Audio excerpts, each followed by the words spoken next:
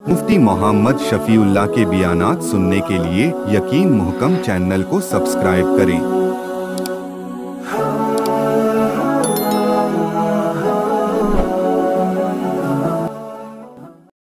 نحمده ونصلي على رسوله الكريم اما بعد فاعوذ بالله من الشيطان الرجيم بسم الله الرحمن الرحيم قالوا ادع لنا ربك يبين لنا ما هي قال إنه يقول إنها بقرة لا فارض ولا بكر عوان بين ذلك فافعلوا ما تؤمرون صدق الله العظيم اللهم صل على محمد وعلى آل محمد كما صليت على إبراهيم وعلى آل إبراهيم إنك حميد مجيد اللهم بارك على محمد وعلى آل محمد كما باركت على إبراهيم وعلى آل إبراهيم إنك حميد مجيد۔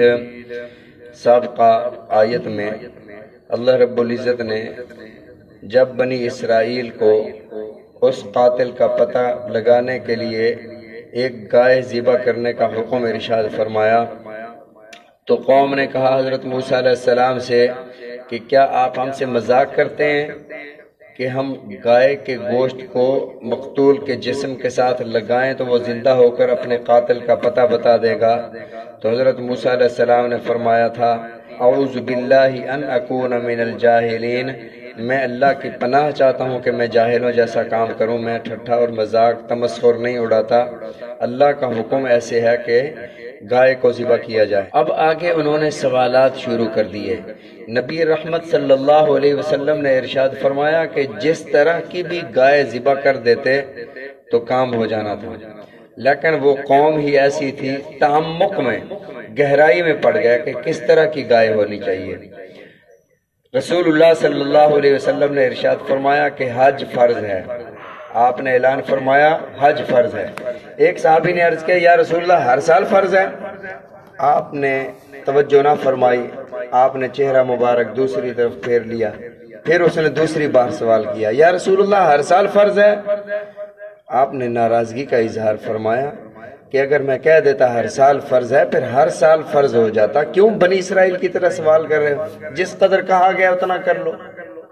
تو بنی اسرائیل کو اللہ نے فرمایا کہ گائے ذبح کرو۔ انہوں نے سوال کیا، پہلا سوال یہ ہوا قالوا ادع لنا، اے موسیٰ دعا کریں ہمارے لیے اپنے رب سے، یبین لنا ما ہی، بیان کرے ہمارے لیے ما ہی، وہ گائے کس طرح کی ہو۔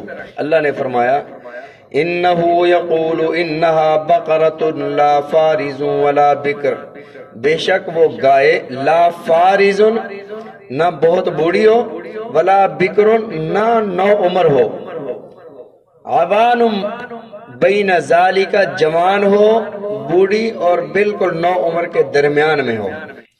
پھر اللہ نے تنبیہ بھی فرما دی ففعلوا ما تؤمرون، جو تمہیں حکم دیا گیا کر گزرو، بس ففعلوا کرو تم ما تؤمرون، جو تمہیں حکم دیا گیا ہے۔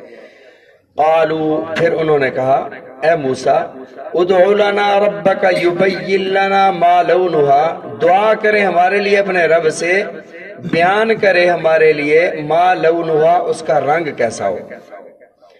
اللہ نے فرمایا انہا بقرۃ صفراء، کہ وہ ایسی ہو کہ اس کا رنگ زرد ہو، فاقع گہرا زرد رنگ۔ اب زرد رنگ کی بھی اقسام ہوتی ہیں کہ ہلکا زرد ہو، گہرا زرد ہو، درمیانہ زرد ہو، تو اللہ نے فرمایا کہ گہرا زرد رنگ ہو۔ فاقع لونہا، اس کا رنگ گہرا زرد، تسر الناظرین، اگلی شرط بھی لگا دی کہ دیکھنے والوں کو اچھی بھی معلوم ہوتی ہو، دیکھ کر دل خوش ہو جائے، بدی بھی نہ ہو۔ پھر انہوں نے تیسرا سوال کر دیا قالوا ادع لنا، اے موسیٰ ہمارے لیے دعا کریں اپنے رب سے، یبین لنا، بیان کریں ما ہی، وہ کس طرح کی ہو۔ ان البقرہ تشابہ علینا، یہ گائے تو ہم پر تشابہ ہو گیا ہے، یہ ہمیں سمجھ نہیں آ رہی کہ گائے ہو کس طرح کی۔ وَإِنَّا إِنشَاءَ اللَّهُ لَمُهْتَدُونَ، بے شک اگر اللہ نے چاہا انشاءاللہ اگر اللہ نے چاہا تو ہم اس کا پتہ لگا لیں گے، لمہتدون، ہم اس کو پا لیں گے۔ اب انہوں نے مشیت ایزدی کے ساتھ منسوب کر دیا، آگے اللہ نے اس کی اور شرائط ارشاد فرمائی۔ یہاں تھوڑی سی بات انشاءاللہ پر کر لیتے ہیں۔ رسول اللہ صلی اللہ علیہ وسلم پر انشاءاللہ کہنا واجب تھا، فرض تھا۔ وَلَا تَقُولَنَّ لِشَيْءٍ إِنِّي فَاعِلٌ ذَلِكَ غَدًا۔ کافروں نے سوال کیا روح کیا ہے؟ یہ جو انسانی روح ہے یہ روح کیا چیز ہے؟ دوسرا سوال کیا کہ اصحاب کہف کون تھے؟ تیسرا سوال کیا کہ ذوالقرنین بادشاہ کون تھا؟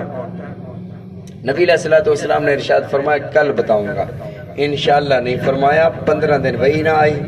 اب کافر روز کہہ رہے ہو ہاں جی بتاؤ بھائی، نبی علیہ الصلوۃ والسلام فرماتے ہیں اللہ بتائیں گے، اللہ کی طرف سے وہی آئے گی۔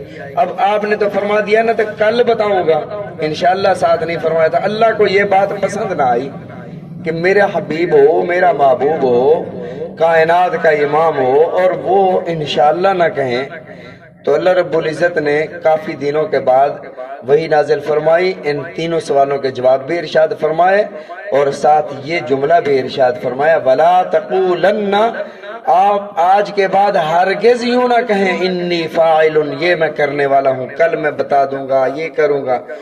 وَلَا تَقُولَنَّ لِشَيْءٍ إِنِّي فَاعِلٌ ذَلِكَ غَدًا إِلَّا أَن يَشَاءَ اللَّهُ۔ ہاں جب تم انشاءاللہ کہہ دو پھر کہہ دیا کرو انشاءاللہ، اپنی بات کو اللہ کے حوالے کر دیا کرو۔ وَمَا تَشَاءُونَ إِلَّا أَن يَشَاءَ اللَّهُ رَبُّ الْعَالَمِينَ، تمہارا چاہا پورا نہیں ہو سکتا جب تک اللہ نہ چاہے۔ وَمَا تَشَاءُونَ، تم نہیں چاہ سکتے، إِلَّا أَن يَشَاءَ اللَّهُ، مگر جو اللہ چاہے، جو اللہ چاہے، چاہا اللہ کا پورا ہوتا ہے۔ حضرت نوح علیہ السلام اپنے بیٹے کو بچانا چاہتے ہیں، بیٹا بچ جائے، بیٹے سے منت فرما رہے ہیں کہ بیٹے آجا کشتی پر سوار ہو جا۔ بیٹا کہتا ہے نا میں پہاڑ پہ چڑھ جاؤں گا، علی جبل یعصمونی من الماء، یہ مجھے پہاڑ پانی سے بچا لے گا۔ فرمایا آج جو کشتی میں سوار نہ ہوا اس پر کوئی رحم نہیں کیا جائے گا، مارا جائے گا، آجا۔ ابھی یہ بات کر رہے تھے وحال بینہم الموج فکان من المغرقین، اس دوران ایک موج آتی ہے بیٹے کو بہا کر لے جاتی ہے۔ اب موسیٰ علیہ السلام کے ہاتھ اللہ کی بارگاہ میں اٹھ گئے، میرے مولا تیرا وعدہ تھا کہ تیرے اہل کو بچاؤں گا، دیکھ میرا اہل ڈوب رہا ہے، بچا۔ اللہ نے فرمایا یا نوح انہ لیس من اہلک، نوح یہ تیرے اہل میں سے نہیں ہے، انہ عمل غیر صالح، اس کے عمل اچھے نہیں تھے۔ اب اگر تو نے دوبارہ اس کے بارے میں سوال کیا تو یہ میں نبوت بھی واپس لے لوں گا۔ اللہ رب العزت نے نوح علیہ السلام سے اس لہجے میں ارشاد فرمایا، وہ اللہ ہے جس طرح اپنے بندوں سے بات کرے۔ حضرت ابراہیم علیہ السلام ذبح کرنا چاہتے ہیں، اسماعیل ذبح ہونا چاہتے ہیں، لیکن اللہ نہیں چاہتے کہ ذبح ہو، تو بات اللہ کی پوری ہوئی۔ الا ان یشاء اللہ، جو اللہ چاہے، چاہے تو وہ یعقوب پیغمبر کو 12 بیٹے عطا فرما دے، چاہے تو اپنے سب سے پیارے پیغمبر حضرت رسول اللہ صلی اللہ علیہ وسلم کو 3 عطا فرما کر واپس لے لے، اس کی شان ہے نا، فعال لما یرید، جب چاہے، جیسے چاہے، جہاں چاہے کرے، اس سے کوئی پوچھنے والا نہیں۔ تو فرمایا الا ان یشاء اللہ، انشاءاللہ کہہ دیا کرو۔ اچھا ایک مسئلہ بھی یہاں پر آ گیا، اگر کوئی کہے کہ میں اپنی بیوی کو طلاق دیتا ہوں، یا بیوی سے کہے کہ تجھے طلاق ہے انشاءاللہ، تو طلاق نہیں ہوتی۔ کیوں؟ اس لیے کہ اللہ نہیں چاہتے کہ کسی کو طلاق ہو، طلاق نہیں ہوتی۔ سارے متفقن علیہ مسئلہ ہے، مطلب سارے مسالے کے اس پر متفق ہیں، حدیث میں بھی ایسے انشاءاللہ کہنے سے طلاق نہیں ہوتی۔ کیوں؟ اللہ نہیں چاہتے۔ اب اگر کوئی کہے کہ یہ میرا پلاٹ مسجد کے لیے وقف ہے انشاءاللہ، تو وہ ہو جاتا ہے۔ کیوں؟ اس لیے کہ اللہ چاہتے ہیں، جو کام اللہ چاہتے ہیں وہ ہو جاتا ہے انشاءاللہ کہنے سے۔ وہ ایک بات یاد آئی کہ ایک شخص جا رہا تھا گھوڑا خریدنے، کسی نے راستے میں پوچھا کہاں جا رہے ہو؟ کہتا جی گھوڑا خریدنے جا رہا ہوں۔ کہا انشاءاللہ کہہ لو۔ کیوں بھئی انشاءاللہ کہہ لوں؟ میرے پاس پیسے بھی ہیں، منڈی میں گھوڑے بھی ہیں، انشاءاللہ کیوں کہوں؟ پیسے ہیں، گھوڑے ہیں، وقت ہے میرے پاس۔ اس نے کہا اچھا ٹھیک ہے۔ وہ بندہ چلا گیا، وہاں گیا تو جیب کٹ گئی، واپس آیا تو کہا جی گھوڑا؟ کہتا جی انشاءاللہ جیب کٹ گئی، انشاءاللہ وہ پیسے تلاش کر رہا ہوں، انشاءاللہ مل گیا تو انشاءاللہ گھوڑا خریدوں گا۔ اب بات پر انشاءاللہ کہہ رہا ہے، انشاءاللہ پہلے کہنا چاہیے تاکہ اللہ کی مشیت کے ساتھ آپ کی بات ہو جائے اور آپ کا نقصان نہ ہو۔ تو انہوں نے کہا انشاءاللہ لمہتدون، انشاءاللہ ہم اس کا پتہ لگا لیں گے وہ گائے ملتی کہاں ہے۔ قال انہو، اب موسیٰ علیہ السلام نے دعا کی تو اللہ نے فرمایا انہا بقرتن، وہ گائے ایسی ہو لا ذلول، کسی کام پر نہ لگائی گئی ہے۔ پہلے دور میں بیل کے ذریعے، گائے کے ذریعے سے یہ گاہتے تھے، گندم وغیرہ صاف کرتے تھے، آج کل تھریشر کے ذریعے کرتے ہیں، اس پر بھی نہ لگائی گئی ہو۔ تسیر الارض، ہل مارنے کے لیے، ہل لگانے کے لیے زمین پر جوتی بھی نہ گئی ہو۔ ولا تسقی الحرث، کنویں پر بھی نہ جوتی گئی ہو، کنویں سے پانی نکالنے کے لیے، کھیتوں کو پانی دینے کے لیے۔ مسلمتن، بے عیب ہو، لا شیۃ فیہا، اس پر کوئی داغ بھی نہ ہو، نہ داغ لگایا ہو، نہ کوئی سفید یا کالا کوئی نشان ہو، بالکل ایک ہی رنگ ہو سارا۔ اب ایسی گائے نہ جوان ہو نہ بوڑھی ہو، نہ اس پر کوئی اور زرد رنگ کی ہو، دیکھنے والوں کے لیے وہ اچھی معلوم ہوتی ہو، نہ اس پر کوئی نشان یا داغ ہو، ایسی گائے تو پوری بنی اسرائیل میں نہیں تھی، ایک جگہ بہت دور کسی کسان کے گھر میں تھی، اور وہ بہت ہی غریب تھے اور اللہ سے دعا کرتے تھے کہ اللہ ہمارے پاس ہے ہی یہی گائے، اس میں برکت عطا فرما۔ تو اللہ نے یوں برکت عطا فرمائی، تلاش کرتے کرتے وہاں پہنچے، انہوں نے کہا جی ہم نے تو اس کو ایک طرف گائے رکھو، دوسری طرف سونا رکھو، پھر ہم گائے دیں گے۔ اب موسیٰ علیہ السلام کے پاس آئے، موسیٰ علیہ السلام نے فرمایا کہ اب سوال اللہ سے نہیں ہے، اب جو بھی کرنا ہے، گائے مل گئی ہے، جس قیمت پر بھی ملتی ہے لینی پڑے گی۔ اب وہ ایک طرف سونا چاندی جواہرات رکھے گئے، دوسری طرف سے گائے کو رکھا گیا، اور وہ گائے خریدی گئی، گائے کو ذبح کر کے گوشت لگایا گیا۔ وہ مقتول اٹھا، اس نے بتایا کہ مجھے فلاں نے قتل کیا، اور وہ دوبارہ سو گیا۔ اتنی سی بات تھی، فرمایا قالوا الآن جئت بالحق، جب انہوں نے گائے کو پا لیا تو کہنے لگے ہاں اب ہم پا لیا، اب ہم حق پر آ گئے ہیں، اب ہم صحیح جگہ پر آئے ہیں۔ فذبحوها، انہوں نے اس کو ذبح کیا۔ وما کادوا یفعلون، اللہ فرماتے ہیں کہ یہ کرنا نہیں چاہتے تھے، یہ قریب تھا کہ یہ نہ کرتے، یہ کرنا نہیں چاہتے تھے، اس لیے بار بار سوال کر رہے تھے، کیونکہ ایسی گائے ایسی شرائط کے ساتھ بنی اسرائیل میں ملنا نہیں تھی، لیکن اللہ کے علم میں تھا کہ وہ گائے موجود تھی۔